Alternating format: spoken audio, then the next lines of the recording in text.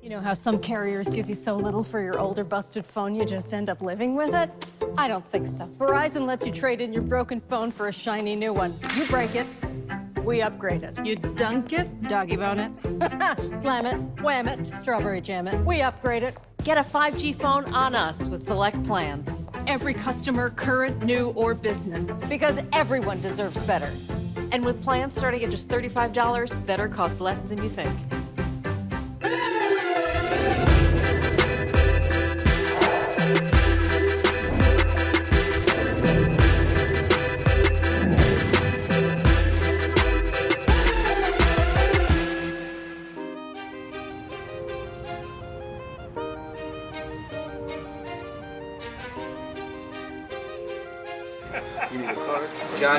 Johnny Gill, take one.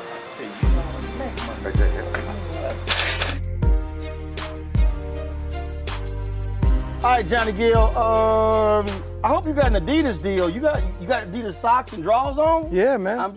I'm matching everything. I match up. Yeah, because you coordinated. Coordinate. If John Witherspoon was here, he would. Come on, you know how I do it. Come on.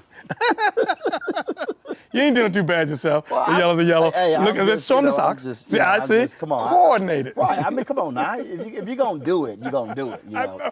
I figure we're going to come out here to L.A., do some interviews. I ain't going to wear no blue suit. So, you know. And he came L.A. style. And plus, you know, and when you own your shit, you can do it, yeah. Because you ain't got to run it by nobody. Yeah. You know. You're your own boss. Hey, that's the only way. That's the only. But you know that. Because a lot of people, I want to talk about that, because a lot of people don't really understand how, you know, you've been in this music game. Almost now, 40 years. Almost 40 Next years. year, make almost 40, yeah. But you reached a point where you realize, I've got to be in control and own all the elements to do what I really need to do. Yeah, I am so proud to say I own me. And, you know, we've been in this game, like I said, almost 40 years. Having a moment where, a period where there was I didn't record for almost like 16 years. And I didn't record for 16 years because I didn't want to record. I didn't record for 16 years because I was under the impression that, you know, you're old school, nobody really wants to hear, you know, that kind of music anymore. Right. I am, and you know, you start going, okay, you see the music is changing.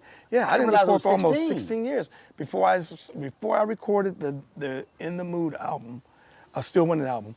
I was off for about 16 years. I was, you know, touring and doing gigs and stuff, but just didn't record because I was like, there's no need because of the way the industry has changed, the music has changed. In terms of radio stations, not playing grown folks' music. It's all hip hop or it's, Yeah, and I remember my friend at the time, we had just met, Ira Duet, and I remember her telling me she wanted to, she had a label and she wanted me to, she had a few people that she was looking at and she was like, I would love to be in business with you. And after I recorded that first song, the first single, In the Mood, that single ran for almost a year. We had to call radio and go, hey, we want to put out another record. Yeah, I mean, we thank y'all for the support, but what we doing? Can we slow it down and get ready for another one? And that's when I realized I was just like, hey, well, hold on, wait a minute. They still want to hear from us. Right. And from 2010 all the way up to right now, to 2019, I've been recording with records out. So I want you to explain that, because when we talked before, what you just said, look, they were playing it for a whole year. And then when you dropped the album and then you brought New Edition, brought the guys in, the song Takes Off, blows up. You then, because you understood the game, you said, no, we're going to ride this song for X amount of period of time. Yeah. Then we're going to drop this one. And people like, oh, John's a new album. You're like, no, that's from the same album. Yeah, but you understood the science of the business. Yeah, and that's the thing that catches most artists all the time. Record label. I didn't realize until I became a label owner that all these years I would hear, you know, you get singles, 3 singles. Okay, we got to get ready for a new album because radio's tired of that one, and we got to get ready for a new album. and not realizing until I became my own boss, it was never that. Nobody listens to records, to songs, and go, "What year was that made?" When a new record come out, or how long has this album been out, and how many more singles are coming off here? Nobody listens into that. No. But we were under the impression from being in, I realized what was behind it, the labels when it comes down to that, and that was simply they make their living and make money off of. They have to have a lot of music. That's what they do. Volume, and they just keep throwing stuff, throwing. So they, what works, they what need a doesn't whole work. roster of people And pumping out. So if you got 25 acts, they figure we're gonna get 2 songs out of each. If they that's stick 50 songs. If one or two or even 3 stick to the wall, they home free. They had a great year. So, you start understanding, looking at the dynamics in this, and I'm sitting there thinking, wow. I'm like, you mean all this time? So after I did the Still Winning album with Ira, I then became I solely just went out on my own. And this Game Changer 1 album, that album went for 4 years. I had 6 singles, number 1s and top 5s. And I realized that radio don't sit there and look and go, "What year did you record the album? Right. How many singles now you got off here thus far?"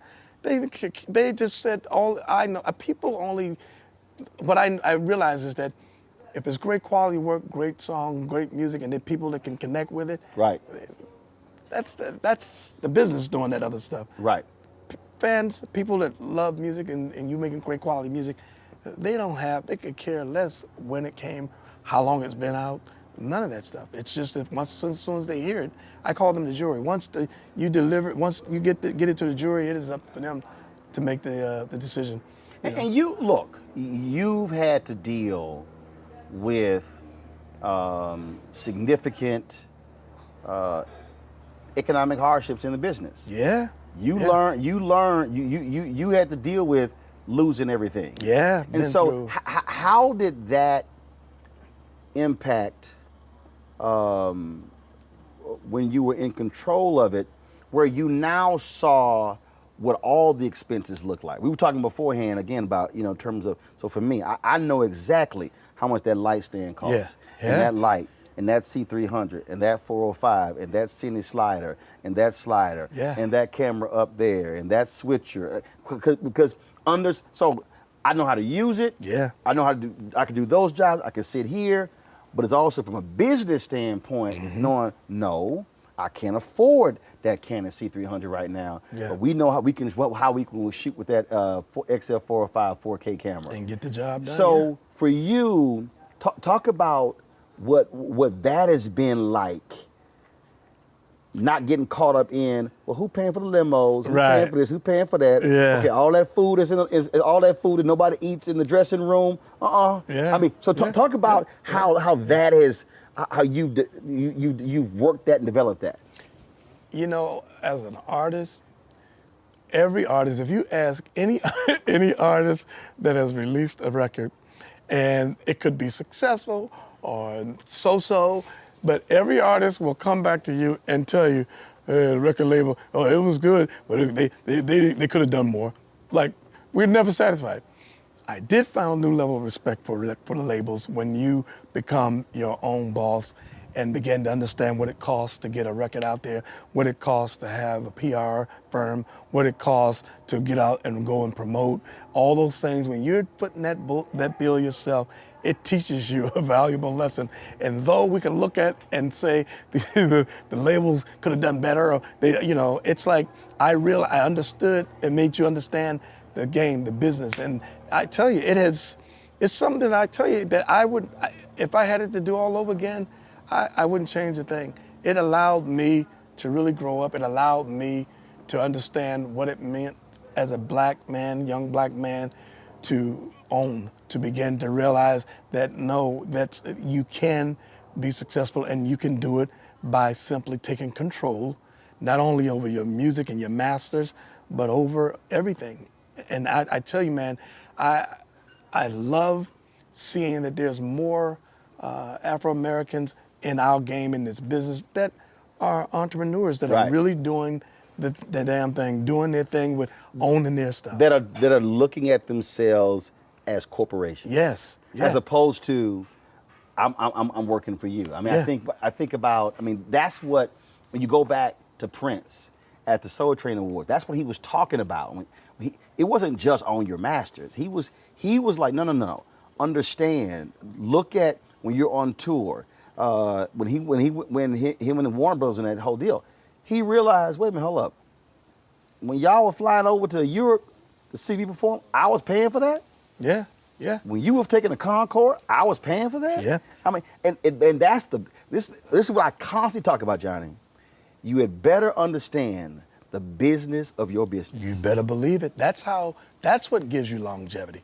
Not because, I mean, hits can come here Right. and there and every now, but understanding the business is what can give you and will give you longevity. And it's funny that you mentioned Prince, because Prince and I sat down one night at the House of Blues that used to be on Sunset during that time. Mm-hmm. And we shut down the place. We were sitting down talking, and he was explaining to me the whole thing about the slave and how he was wanting to get his master's and all the other things. He was the one that told me. He was the one that inspired me that's why I made that decision to go in business. And my first partnership was with Ira, but Prince was the one that told me. He was like, listen, man, own your masters. He says, understand all of the business of this stuff, and not just simply because, they got you out there and you're doing the work and they're taking all the profit. I mean, we sat down and shut down the House of Blues. Yeah, that's when I came. And when In the Mood came out, and Prince, when he passed away, I'll never forget. What hurt me more than anything was and it still weighs on my conscience today. I just wanted to know, was he aware? Did he know? And that was what drove me to going in business for myself, the understanding what it meant to own my own label and to become my own boss. Yeah, he absolutely did. And man, wow. It's still to this day makes me, I have such great appreciation for what he left me personally. And see, when you talk about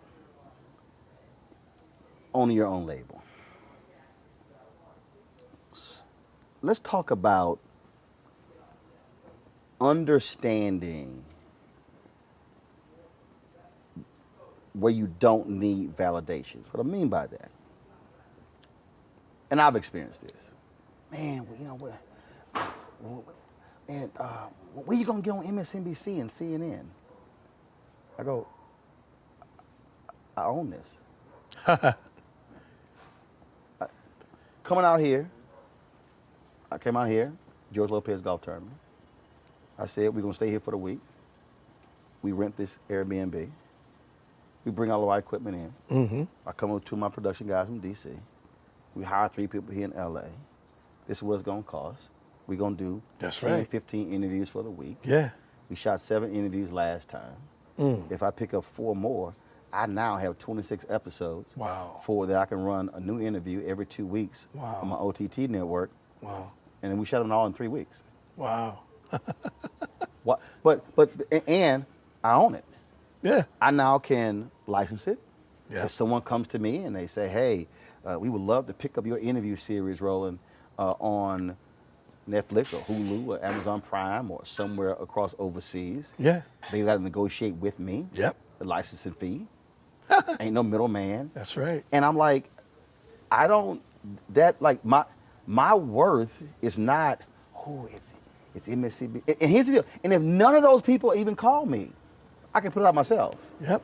And I'm perfectly happy, content, satisfied that it's quality, it looks awesome, shot well, great content. That's what matters. And you know what you're doing. There's no ifs, ands, and buts about it. But you got cats who get caught up. Yeah, but Johnny, but you ain't no major.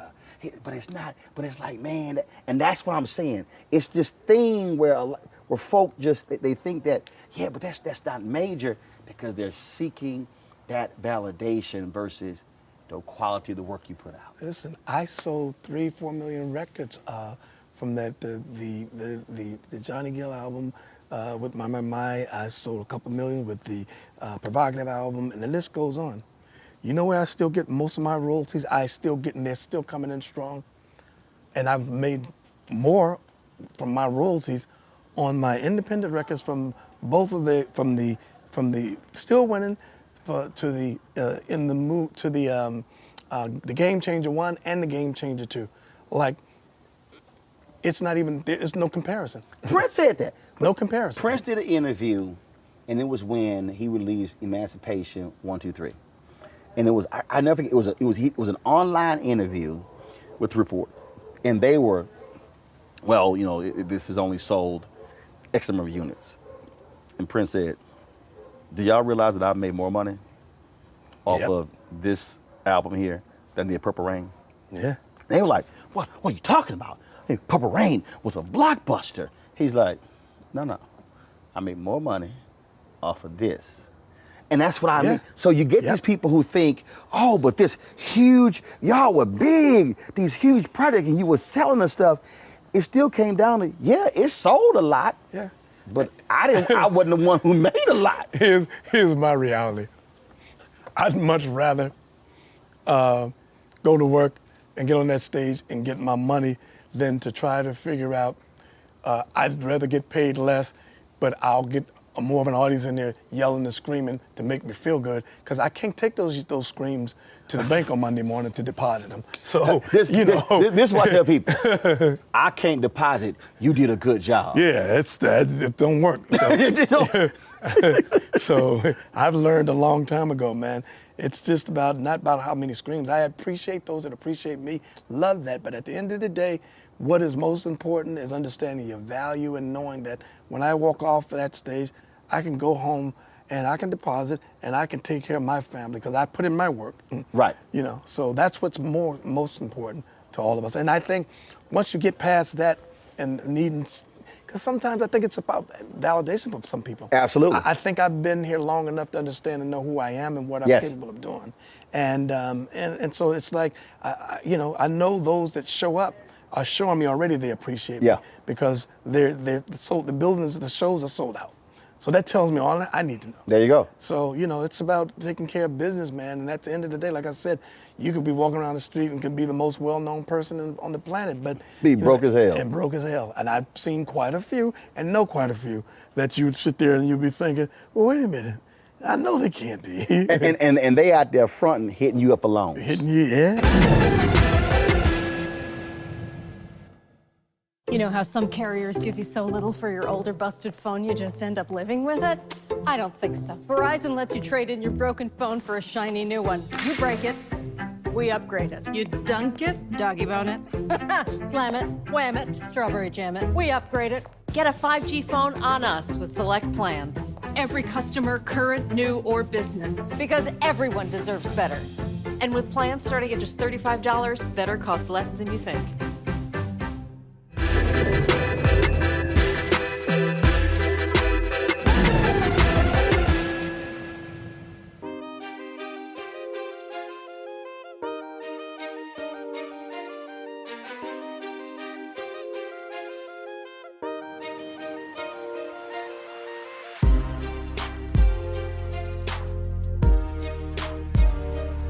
I've had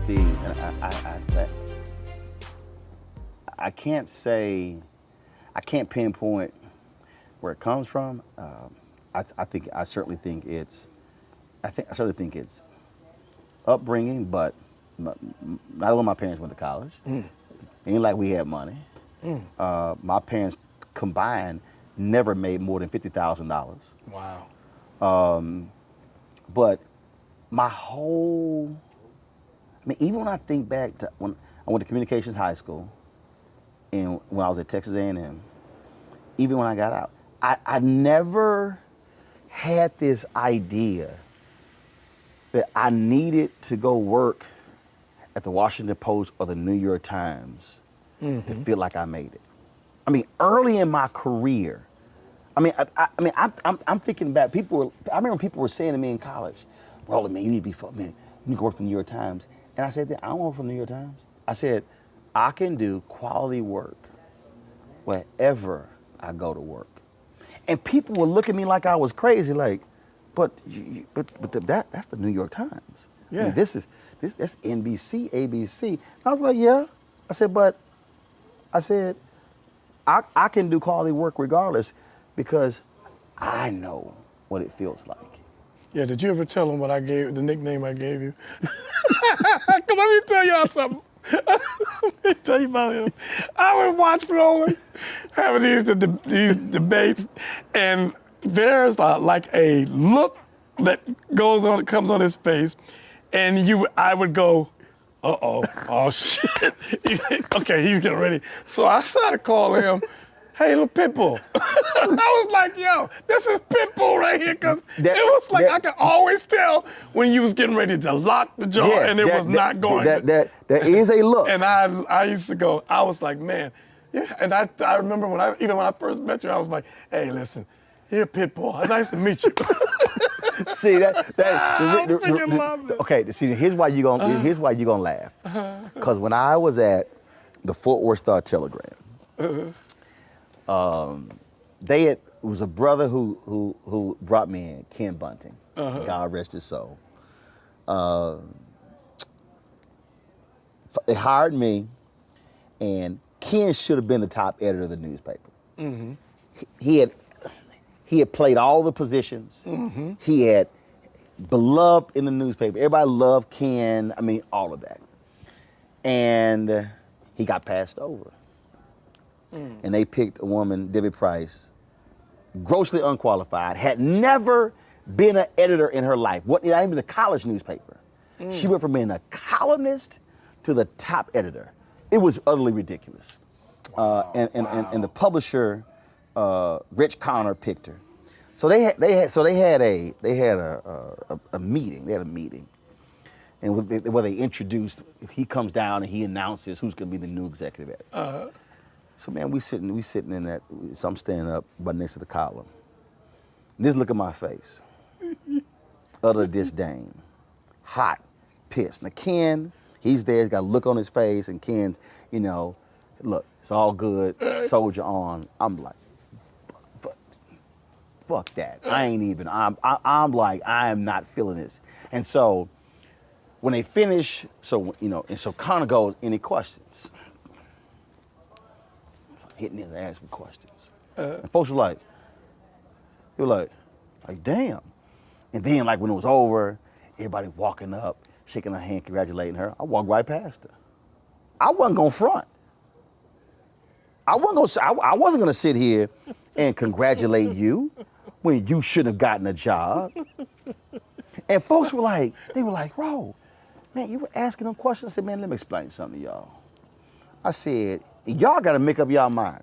I said, you don't hire a pit bull and think the pit bull only gonna attack outside the building. Yeah. I said, sometime in a pit bull gonna turn on you. Yeah. I said, because a pit bull is a pit bull. Yeah. I said, now, my suggestion don't provoke that pit bull.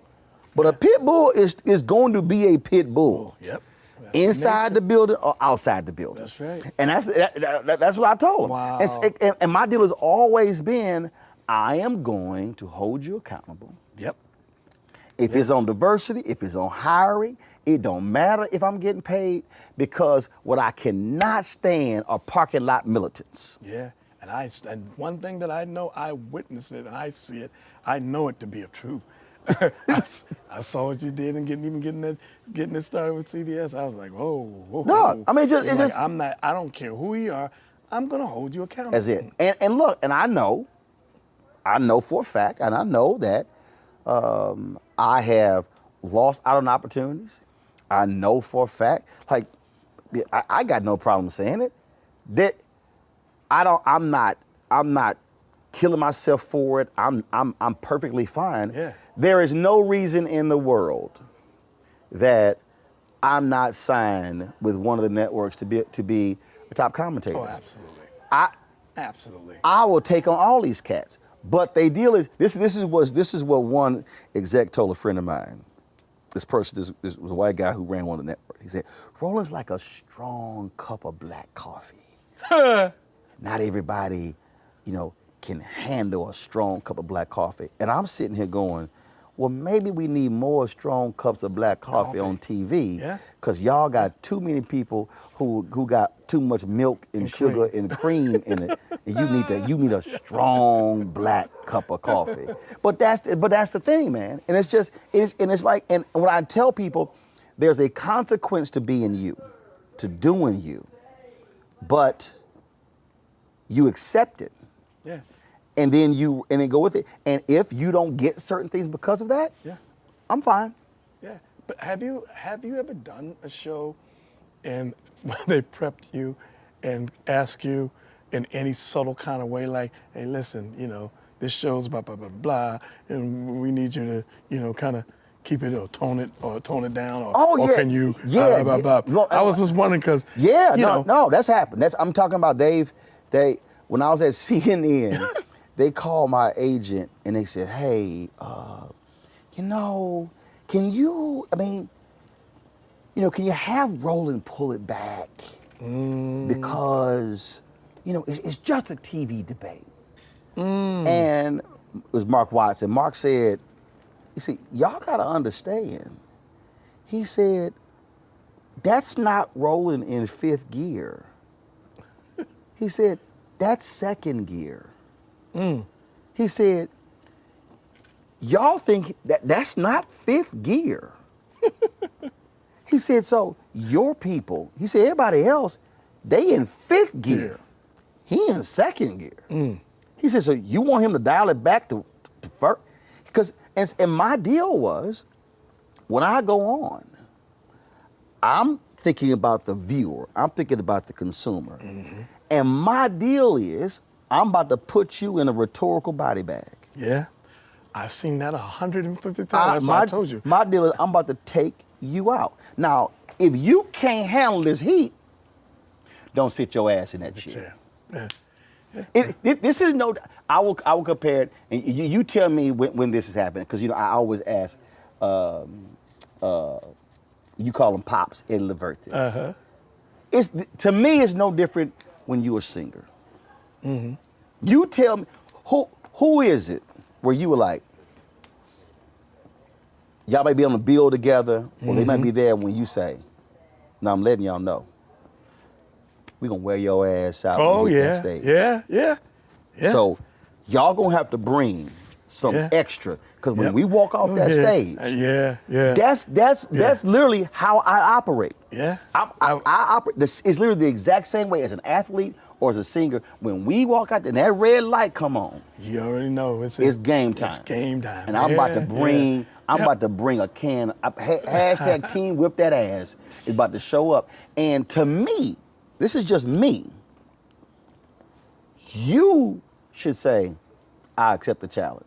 To me, that's how this is singing. When somebody says, come on, Johnny, bring it. we about to put it on you. You're like, okay. I'm like, bring it on, let's go. Show me what you got. Let's go. You know how some carriers give you so little for your older busted phone you just end up living with it? I don't think so. Verizon lets you trade in your broken phone for a shiny new one. You break it, we upgrade it. You dunk it, doggy bone it. Slam it, wham it, strawberry jam it. We upgrade it. Get a 5G phone on us with select plans. Every customer, current, new, or business. Because everyone deserves better. And with plans starting at just $35, better costs less than you think.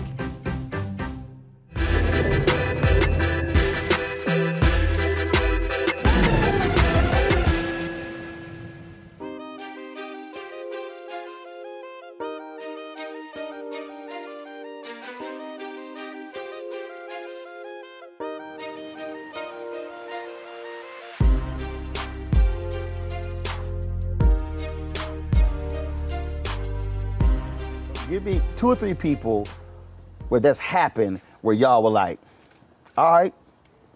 Oh man, we done been in so many, but I don't think it was ever a secret about myself and my personal feelings about Brian McKnight. I remember we had some issues one time.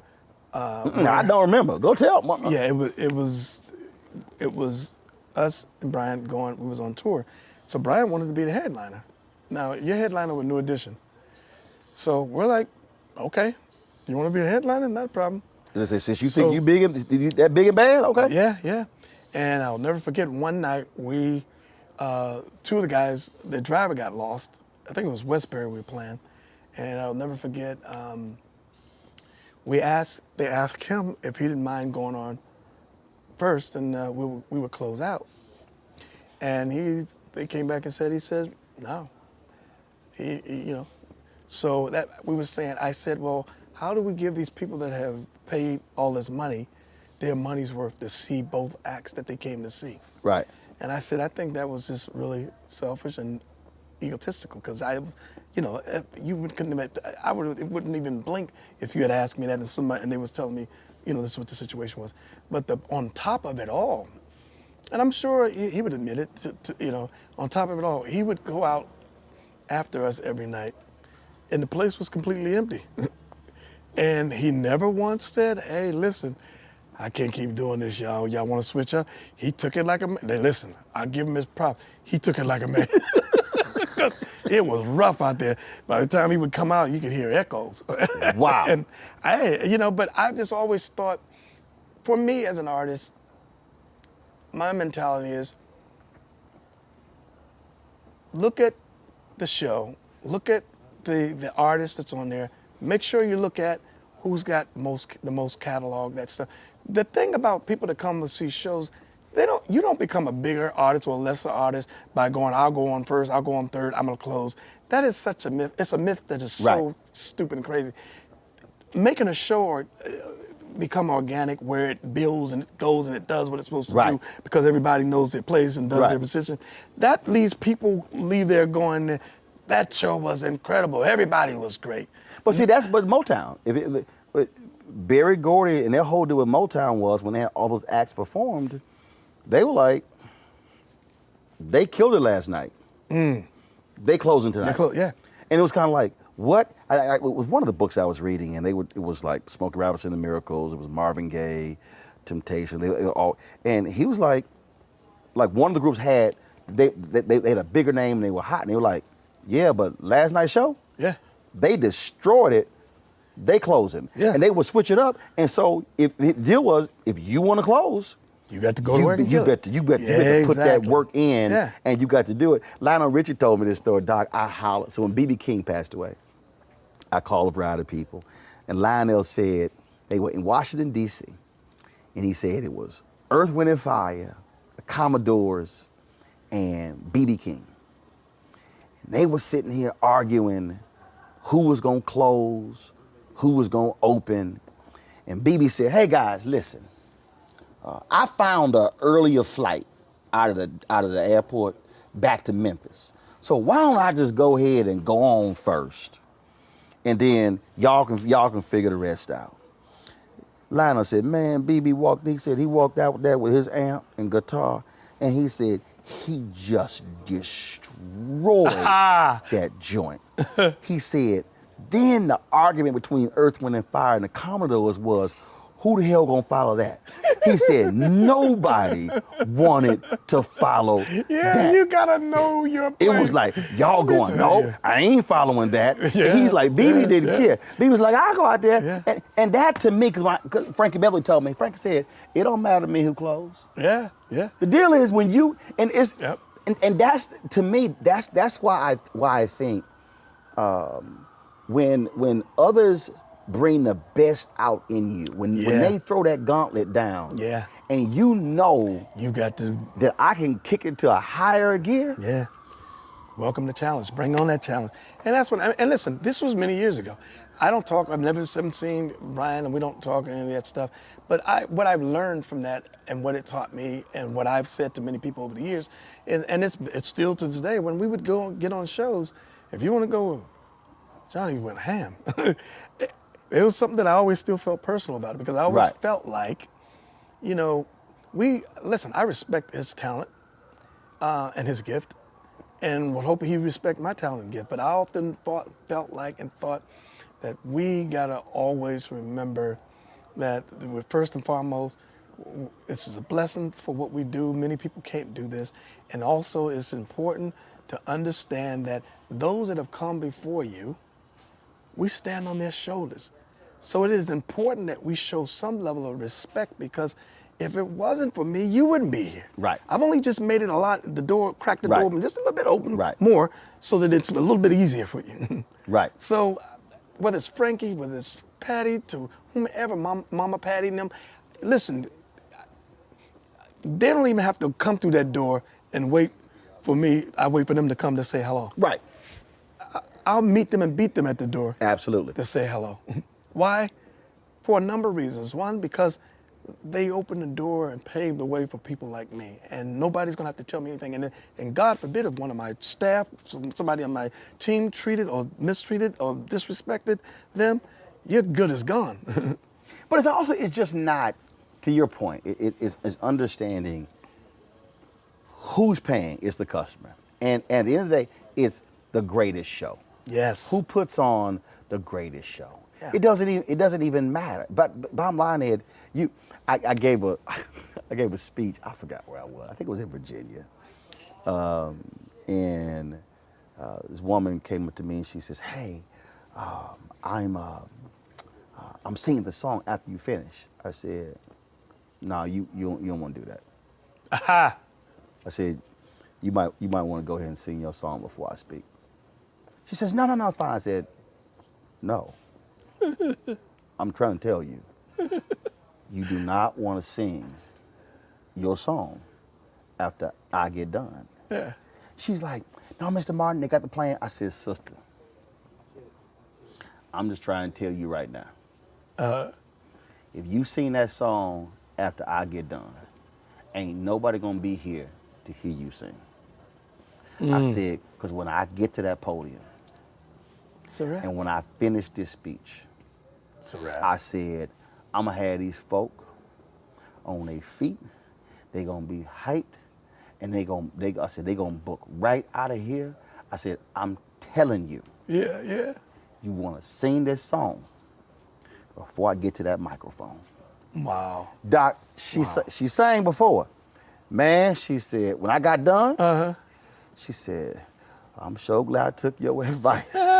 She said, because man, and again, but look, there are a lot of great speakers. Yeah. My whole deal is, I remember I was in D.C. with some around inauguration, Obama's second inauguration. They booked me, Michael Eric Dyson, and Ben Chavis to all give keynotes. I don't know what the hell. And these people, they were like, "Well, who's gonna go first?" I said, "It don't matter." So I said, "Y'all just tell me where I'm speaking." And I said, "It don't matter." I said, "You put me first, second, or third." I said, "It don't matter." Wow. I said, "All I know is when I get to that microphone, You'll know I've been there. it's gonna be hotter than this bad boy, right?" I just told him. But again, that's the thing that, again, when you got it, Yeah. you can say that's cocky, that's arrogance. No. It's not. It's a confidence and recognizing and knowing what you're capable of doing. And it doesn't matter where, when you have to do it. You know what you're doing. You know what you're capable of doing and what you do and how you can impact people. So that's a level of confidence and that you have that is not arrogance. It's not any of that. It's just, I'm secure with who I am. But here's the other thing. And I'm telling, because you just said it, and I want you to expound on it. But it's also understanding, I know what to deliver for this audience. Yes. Because I guarantee you think the same way. When you come in, when you buy a ticket to this banquet to come hear me speak, I want you to get in that car and I want you to say, "Man, I'm glad I didn't miss this night." Yep. Man, what he had to say and blew me away. Yeah. I don't want nobody Yeah. getting in that car saying, "Man, why in the hell did we spend $50 for this ticket? Why?" Man, so that's actually when I'm getting ready. Yeah. Like I'm sitting there, and when I'm sitting there, like I'll be at the podium, and I'll be like rocking, I'll be moving, and they'll be like, "You okay?" I said, "No, I'm fine." Cause I'm like, when I stand up behind that mic, I know what I'm about to bring. Do. Yeah. That to me is what is of value. Yep. I'm about to give you something Yep. that's gonna put you in that. You're gonna remember this. Yeah. Because you know what to do and how to deliver, and you know what you're capable of. And that ain't got nothing to do with being arrogant. It is just understanding that once you are secure with who you are and what you do, listen, I've had times on shows where they'll go, hey, I'm closing. I want to close.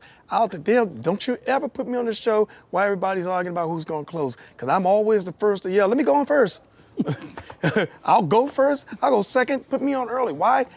They're still happy. They're new. They're there. They got energy. They're coming. And listen, at the end of the day, if the show, like I say, grows and it's organic, what you do, it's just as impactful as Yes, it is. as the person that's closing. Yes, it is. It's all added on to what causes this to become that night that they go, it's magical, and everybody, boy, yeah, blah, blah, blah, did this, and he was good, and blah, blah, blah, blah. Not to take somebody and go, if you want to just because about the ego, to look at you and you can go, okay, my catalog don't fit with Frankie's, and I want to close after Frankie, then it's like, Frankie doesn't come, smash the house. Here I am trying to push myself, beat myself, trying to get them, trying to chase after something that you can't chase after. Why? It's simply because it's out of order. And at some point, if you want people to come, have a great time, and to watch and see a great show, it has to be organic. That means everybody has to know their place and go out there, you do what you do, and know that that's what makes it all work and becomes such a success. Is understanding your place, knowing what you do, go out there, do that, and whoever closes it, however, if it's done properly, everybody gets their accolades and get their respect. Right. You know how some carriers give you so little for your older busted phone you just end up living with it? I don't think so. Verizon lets you trade in your broken phone for a shiny new one. You break it, we upgrade it. You dunk it, doggy bone it. Slam it, wham it, strawberry jam it. We upgrade it. Get a 5G phone on us with select plans. Every customer, current, new, or business. Because everyone deserves better. And with plans starting at just $35, better cost less than you think.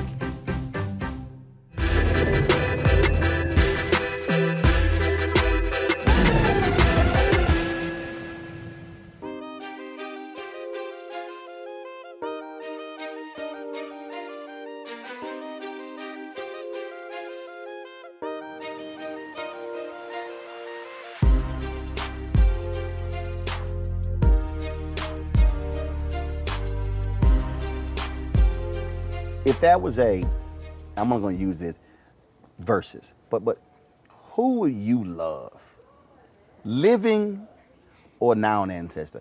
Who would you love to be able to go toe to toe with? Versus?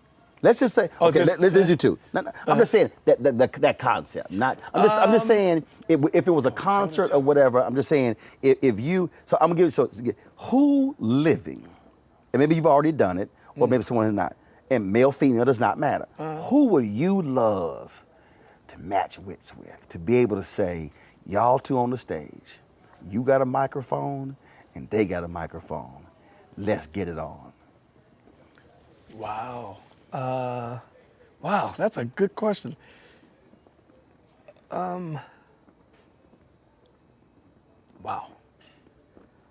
There's so many now, and it's so crazy how nut comes to your mind when you can see so many. But, you know, if I had to go back in time, I would say Teddy. Teddy P. Teddy P, because, you know, such an inspiration to me. It wouldn't be besides nothing but to say that someone I idolize, someone that inspired me. It's like to be able to go, man, I wish I could have just stood on that stage with him, you know, doing what I do. Right. I've had the weirdest, one of the strangest stories I think I've ever had was I played Philadelphia, the end around. They called me, said, Teddy's coming. He was in a wheelchair at the time. He was coming to the show. In the show, I did a medley from Let's Get It On, Is It Still Good to You, TKO, and Turn Off the Lights.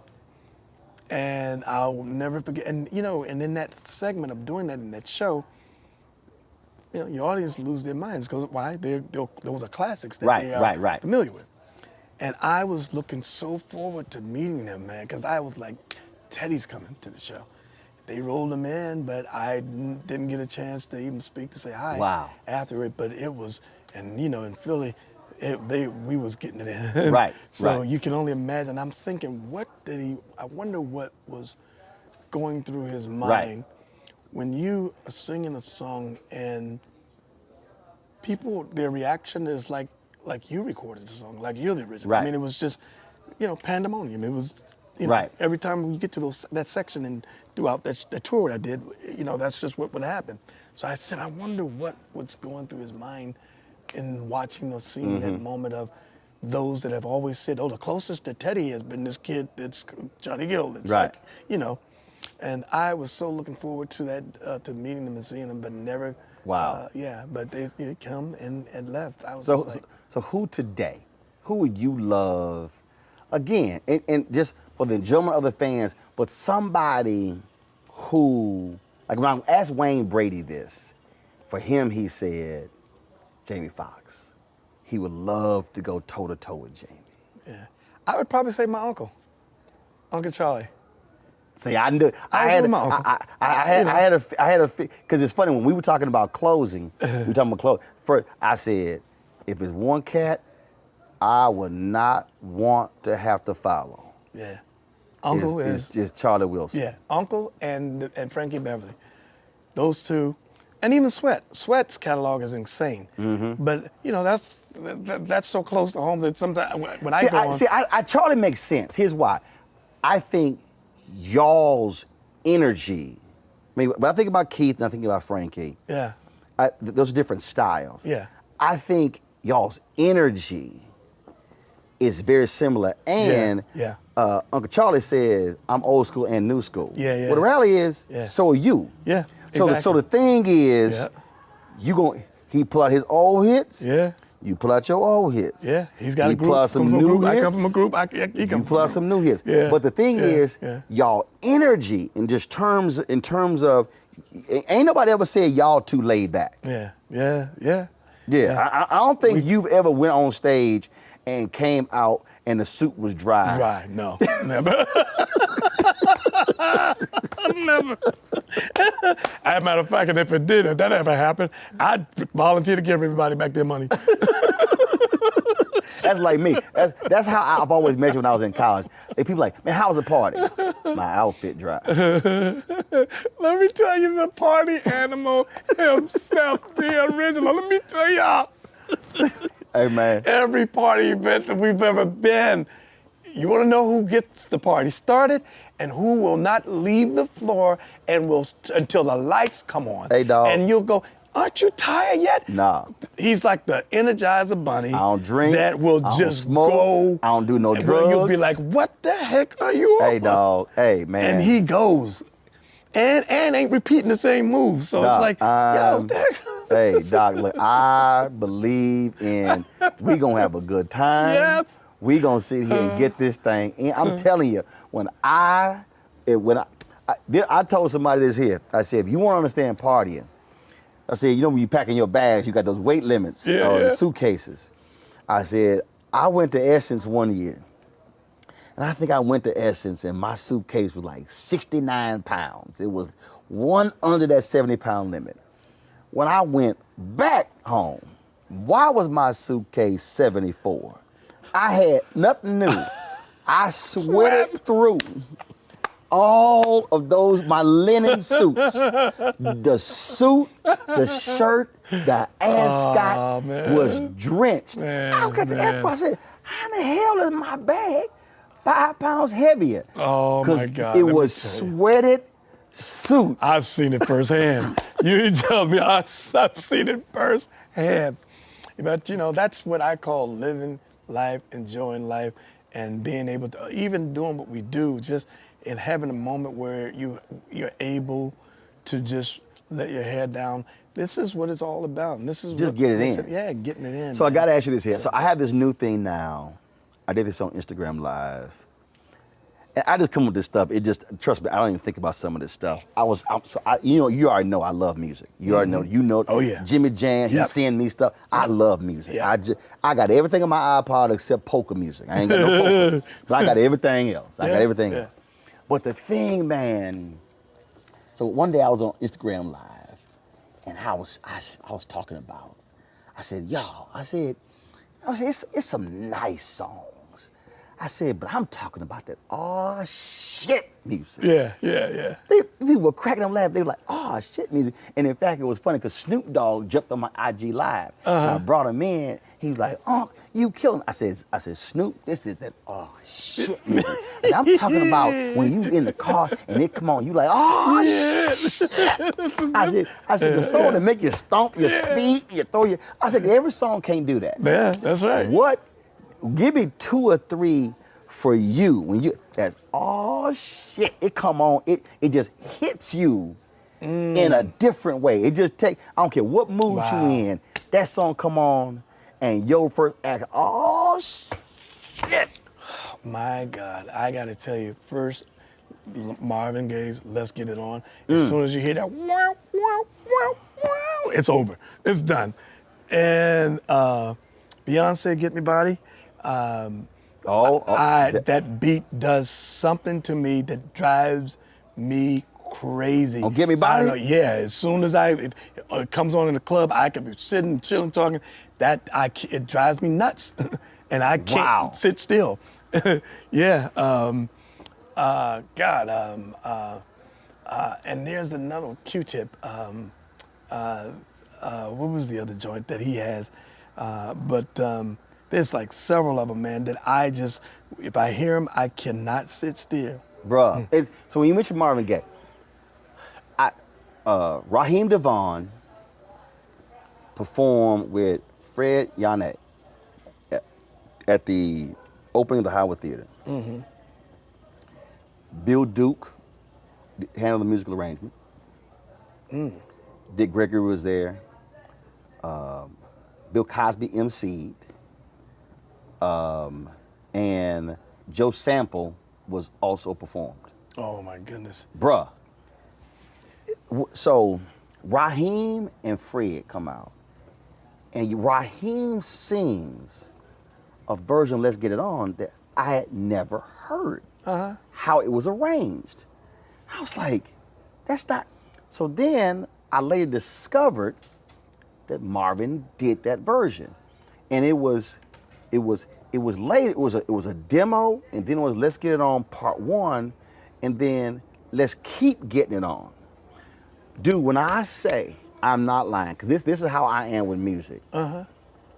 I was in Houston a Thursday through a Sunday, and that was the only song I listened to. Wow. No, I don't think you understand. Wow. I'm talking about, I listened to this song 35 times in a row. I was in the parking lot of a Walmart. And was just in the car, just couldn't. It was just Isn't that hitting. the freaking best feeling? Dude, and I went live, and it was like, damn, you getting in. I was like, on repeat. Wow. I'm talking about, I went through this period for 3 months. 2 years ago, I was only listening to Frankie Beverly and Maze live in LA. Wow. 3 months. Yeah. I didn't listen to no. Man. It's just, Man. and the crazy thing is, my daddy would do that crap. When Sexual Healing, when he came out, he played that album, he played that record so many damn times in a row. I remember me and my sister Levita, we were in the kitchen, we were washing dishes. We were like, if he played that damn song one more time, we gonna break that fucking record. He was on repeat, and the crazy thing is, that's how I listen to music now. Wow. You swear the OJs, Put Your Hands Together, you swear it came out last week, the way I was listening to it. Yeah. I even told Ed, I said, man, y'all got to do that in a concert. Yeah. I think about Charlie Wilson, Gap Band live in LA. They did a 48-second version of Wide. Johnny, that Wait a minute, I think you played that for me. Remember we would play golf and yes, we were in because I Maryland looped on it. I looped it. And I was like, what is that? You was like, you never heard this? Dude, that was like, That was so funky. I Yeah, looped yeah, it. yeah. I made like a 4-minute version. And I told Uncle Charles, I said, you got to do that in concert. But it's just the funkiest Yeah, it was- I remember you 48 telling me- seconds. I was just Yeah. like, Yeah. dun, dun, dun, dun, dun, dun. Wide. That's all they saying. Wow. Open up. But again, that to me, I think is why music is so important. Because it hits you.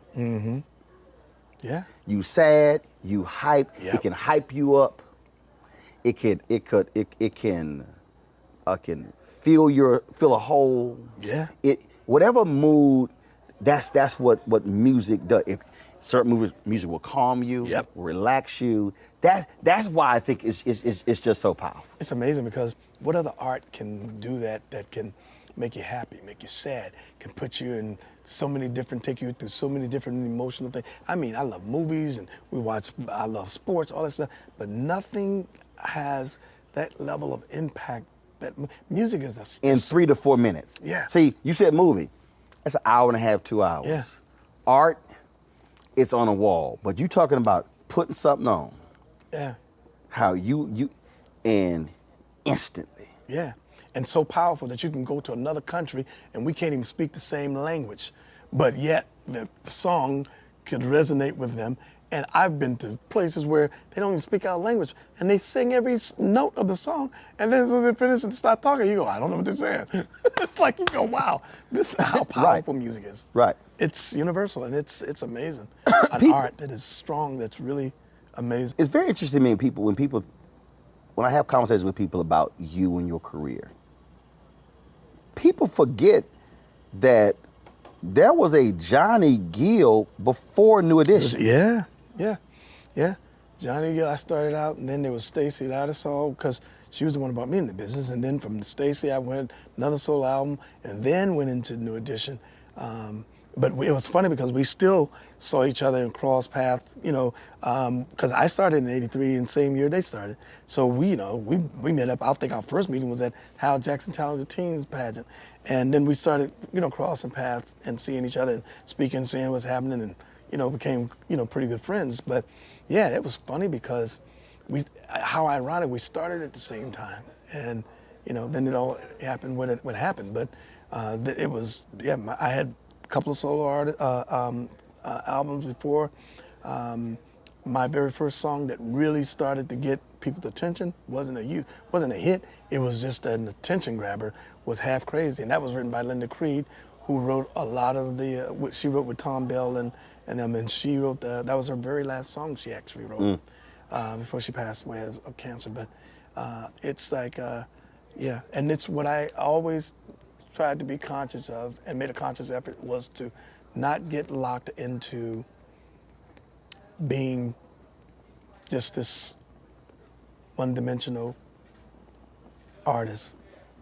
And people keep going, wow, he's like a chameleon. 1 minute you saw him it was him, Stacey Lattisaw, then it was with the group, then it was with LSG, then it was Heads of State. I just constantly move to make sure people understand that I don't want to be locked into a box. I just want to express myself as an artist artistically and be able to have people to respect that and accept that, because. But it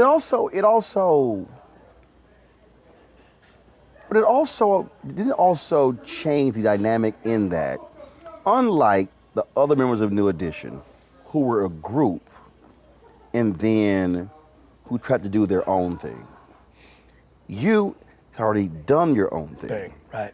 And then you come into the group, and so your dynamic was different in that you weren't made by the group. No. Yeah. And that's a different situation when you are a successful individual. You come into the group, and so you're like, no, I'm bringing stuff with me, as opposed to I'm getting everything from you in the group. Yeah. Talk about how that dynamic was there, because that's a different interaction than what is traditional in groups. It's very rare in a group where somebody who's already successful joins the group. I had, in the beginning when I first signed with Atlantic Records, Henry Allen, God bless his soul, they knew there was something different about me. part of their biggest problem was we got a little kid that sounds like a grown man, and what do we do with him? Because what are you gonna do to old women? But yet he's got this voice, mature voice, but he's a kid. So it was really about timing of the body catching up with the voice. Right. I remember them when I recorded, a few of my solo records, and then as time went on, having an opportunity to join forces with the guys when they had asked me about doing that, it was like they were already out there. They were already hot, one of the hottest boy band out there. And I remember having the conversation with my manager, Bill Underwood, at the time, and we were all talking about how this can actually help me in the sense that you're going to get this level of exposure and to that younger audience that might not know who you are, because my music was so mature. Right. And I was still young, but yet at the same time. So it's like having that springboard, having that opportunity, we all brought something to the table. I think Right. they had reached the point where they wanted to get a more mature sound because they needed to make sure that they were growing with the audience. And so they felt like it was time to kind of balance out the sound, and thought that I brought that to the table. So it's like we all brought something to the table. Mm-hmm. And I think that ultimately, when you look at it, nobody knew what this was going to really turn out to be. But we had two of the masters, two of the greatest producers I think that ever did it, Jimmy Jam and Terry Lewis. You can have a lot of talent, just like a coach. Coach can have a ton of talent on the team, but if he doesn't know how to utilize the talent, you just got a team with a lot of talent. They were able to take the talent and realize and figure out how to bring this in, Right. bring me in smoothly, and be effective, and yet at the same time, Right. not take the audience and make them think, what the hell is going on here? Right. So, they were just, Jimmy and Terry just, to me, just unbelievable producers. Jimmy Jam and I were texting. He said, "Tell JG what's up." That's my road. You know how some carriers give you so little for your older busted phone you just end up living with it? I don't think so. Verizon lets you trade in your broken phone for a shiny new one. You break it, we upgrade it. You dunk it, doggy bone it. Slam it, wham it, strawberry jam it, we upgrade it. Get a 5G phone on us with select plans. Every customer, current, new, or business. Because everyone deserves better. And with plans starting at just $35, better cost less than you think.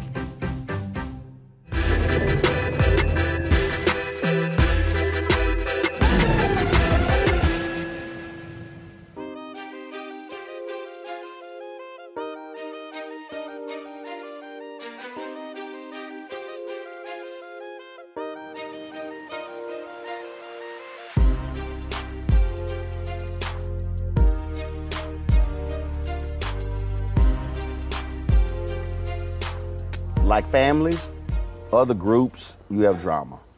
And back and forth, Bobby in, Bobby out, BBD, all people, y'all come together. I remember when y'all went on tour, Michael Bivins hit me up and wanted me to record a video that y'all used in concert. And I said, New Edition is our generation, the Temptations. Yep, I remember that. And the reality is, look, I was texting Otis Williams. They still perform. Yeah. Otis yeah. is the last surviving Temptation. Yep. Y'all have gone through a whole lot. All the drama over you grabbing the name, but you were like, yo, it was, if I didn't grab the name, somebody could have else grabbed it, and we would have been paying them. Yep. Where are y'all now? Are y'all reconcile? Are y'all saying let's get back together? Let's Oh yeah. Where are y'all now? You said it best. And we're actually true. It's a true brotherhood here. And then brotherhood, and then families with siblings. You have your internal issues. We ain't never ran over it, shied away from that. But at the end of the day, we are a true brotherhood. And at the end of the day, here we have our time and our space that we need from each other. Right. And then we always figure out to come back and come full circle. And where we are now, as we've all realized, even after Kobe passed away, that it's time for us to figure out and understand that life don't discriminate. Right. I made that first call. to make sure everybody understand this could have been a call for any one of us. Life don't discriminate. Right. And that we have to understand that we, at this stage of our lives, as old as we are, there's more years behind us than there are in front of us. And how many more opportunities are we going to get to be able to do what we're doing to take care of our families? I'm like, you know, we've been blessed. Some strange way, for some reason, God continues to keep setting in heaven and giving us all these great opportunities. And at some point, I was saying, that window at some point is going to close. That's right. So it was about us sitting down, talking about the things that we needed to talk about and the issues that we had, and we were able, and we do that and have done that, and that's been for a number of years. We would have issues, and then we figure it out, come back. That's the unique thing about us, and the difference between us and other groups that they don't get and understand. Right. There's a real true brotherhood here that we have, and we have our knockdown, drag out fights, from whether it was physical, whether it's just yelling and arguing. But at the end of the day, when you see us come on the stage, it's like a nuclear explosion. It's just, that's part of, I think, our dynamics of what makes this group what it is. But at the end of the day, you know, we're siblings. We talk, we check on each other, we deal with each other, wanting to make sure that families, everybody's good. And so we go throughout peaks and valleys, but at the end of the day here, and there's always something to work on, something to deal with, something to get over, a hurdle, a challenge that we have to deal with. But ultimately, everybody understands the brotherhood, and it's real. You can't manufacture that. This is just what it is. But also, I think it is something you said when you said, look, there's no guarantee that the window will remain open. Yeah. All of you, it might be aches and bruises, might pull butt muscles playing softball games at Jeffrey Osborne. It was my quad. Oh, it was your quad? Yeah, okay. yeah. Quad. Shut up. It's amazing. My hamstrings, I think it was. Yeah, this is the quad. Oh, yeah, it was the hamstring. But all of this was... well, it was all of that. It was the quad and the hamstring. Right. It was everything. You pull a whole leg. Oh, man. But I was cool about it when I heard it go, psh. I was cool. I was like, uh-oh, something ain't right. And then I went walking back real slow, like, oh, damn. Just trying to be cool and stuff.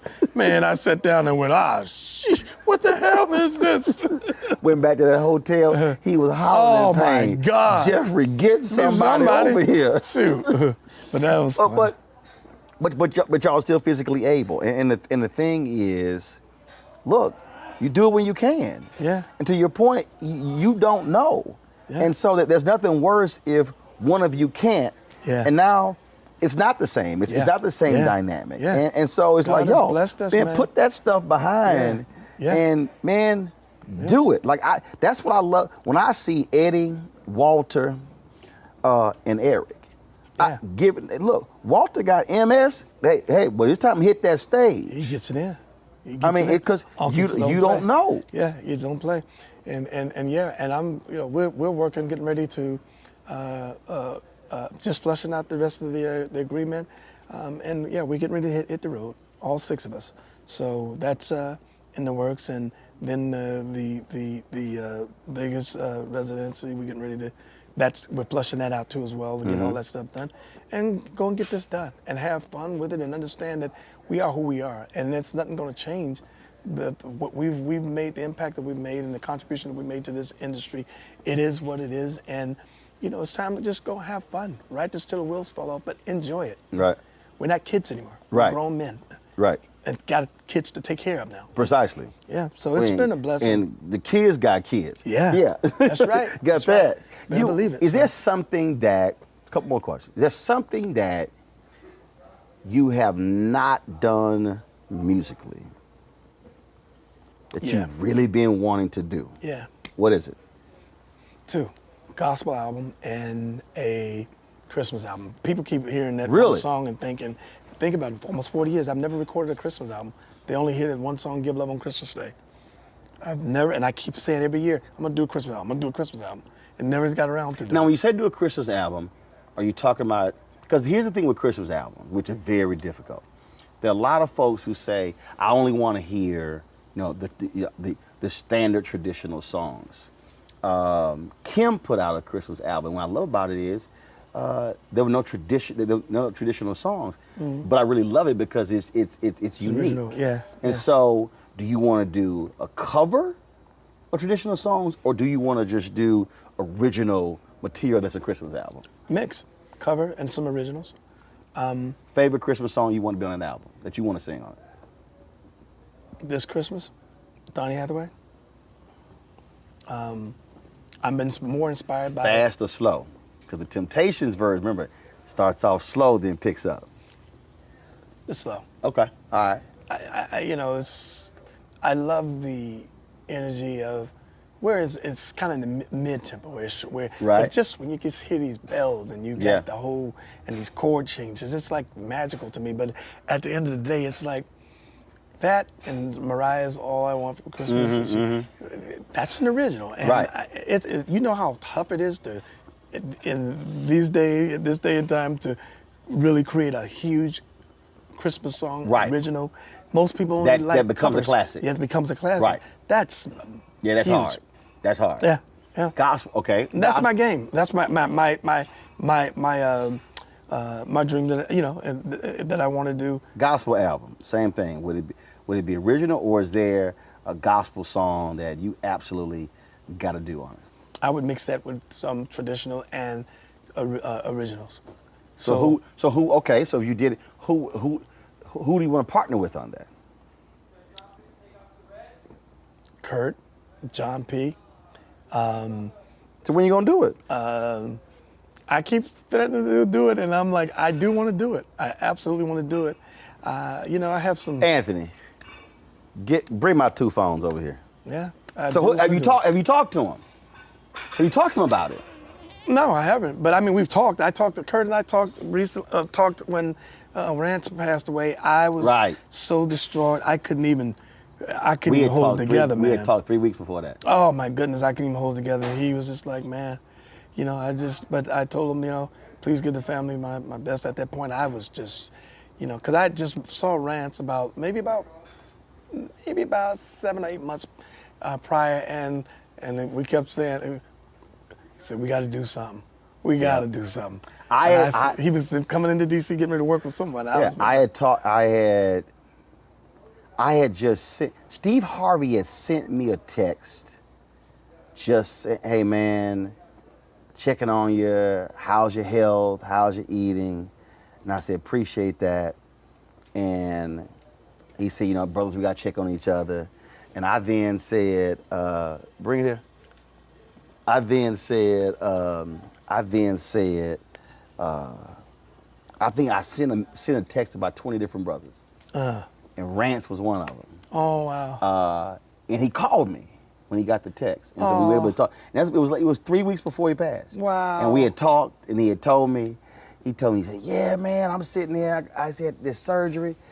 He said, "Man, I was sitting here in my bed, and so in these silk boxers on these silk sheets, my big ass slid out the bed." He said, and injured my back. Oh my God! We hollered laughing. Oh my goodness. We hollered laughing on that call. And man, had a great It time. tore me up, man. Now you said John P. Key, so you hollered at John? No, I've never even met John, but I know my Are you brother serious? knew him. Yeah, my brother knew him, and I was just like, man, this guy is just a freaking monster. He's a beast. Dude, He's a beast. so I had heard John P. Key. I had listened to his music, but during COVID, and you already know I love music, and I ain't no DJ, DJ, but I'm playing music on Instagram, and man, folk were hitting John and said, man, Roland is killing your music. And I was playing his old stuff. Show Up. Yeah. I was all kind of stuff. Oh man. John was, he hit me up. He said, nephew, he said, man, all the love you showing me, all the stuff. Man, he was, so I'm jamming. Wow. I'm doing that thing.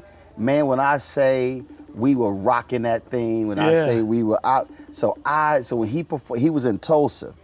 He came to Tulsa for the 100th anniversary of 100th anniversary of the Tulsa Race Riots. And he performed, I was right there on stage, man, he's killing it. And he was like, he said, man, you got me listening to my old stuff. And I just told him, but hey Doc, that bro there. Boy, let me tell you, he's a freaking monster. A monster. Yeah, yeah. Unbelievable. I was like, man, I'm like, never met him, but I know my brother knew him or met him or talked to him and said he had mentioned me. And I was like, John? I'm like, wow, he's a monster. Dude. Beast. You know, so, yeah. So, John P. Key, I'm sitting here interviewing Johnny Gill. That's what I do. Johnny Gill just said two things he wanted to do is a Christmas album and a gospel album. And I said, who you want to do it with? He said, I want Kirk, I want John P. Key on it. So, and he said he ain't never talked to you. We talked on the phone one time years ago. Years ago, I think my brother might have put us there. Might have been. Let me say something to you. I owe you to produce whatever you need me to produce on your record. Let me tell you why. I use my as that's the record I go to as a reference record. Wow. Show Up, Not Guilty, all of those mixes. My bottom end sound, hey, let me go on and say pause, but my bottom end sound just like yours on all of them John. Wow. Oh my God. Do me a favor, Roland's gonna give you my real number. Yes. Because I ain't playing. Yes. And I'm writing like a fool for everybody. That new kid, Jack Ross, Man. to his record, I would be honored. Man. I'm gonna tell you this, I'm gonna say something that don't nobody else say. I don't need no money. I'm fat. I'm rich. I'm good. I'm country. Wow. I would love to bless you. Man. Bless me for years. Again. Wow. I use you. Wow. Your vocals. Everything. I Wow. use that to reference my records. I mean, Man. Oh my God. Wow. I was just sitting here. I'm telling Roland, I'm like, he's just a freaking beast. That's it. He's just a beast. I'm just you know like, what I oh did? my You know what God. I did, Johnny? I just did the Rance Allen tribute. If you got an iPhone, shoot me a number. I'm going to shoot you some music. You're going to be so impressed with this record. Oh, And please, Roland, yes. Hey, look, Roland got it like that. Roland know he gets the music before everybody gets it. Wow. Roland, you mean you've been holding out on me all this damn time? What? What's wrong with you? And see here, okay, so John, check this out. What he don't realize is, he don't realize, when I interviewed Rance, I asked Rance the exact same question that I asked Johnny. And Rance said, I would love to do something with Eddie Levert. I did the exact same thing. I grabbed my phone. No way. I called Eddie and put Rance and Eddie on the phone together. Oh my God. I'm gonna make sure this man gets this record before it comes out. You got access to me, Johnny. I love you, man. I love you, man. Love you. Oh my goodness. Man. If anybody can find me, it's Roland. When Roland called me twice, I went on pistols out. I said, somebody that threatened his life. I'm that gangster preacher. I have to keep my eye on that one. All right, John. I'm going to give you a number. Yes. Hit me up, man. I'm looking forward to it. Yes, sir. Wow. Wow. Do we give you executive producer credit on the answer? Just give me a little note in the line. Just say, Roland thanks a bunch. You know, just This say, is my Roland thanks a bunch. Let me tell you, y'all, this is my. Boom.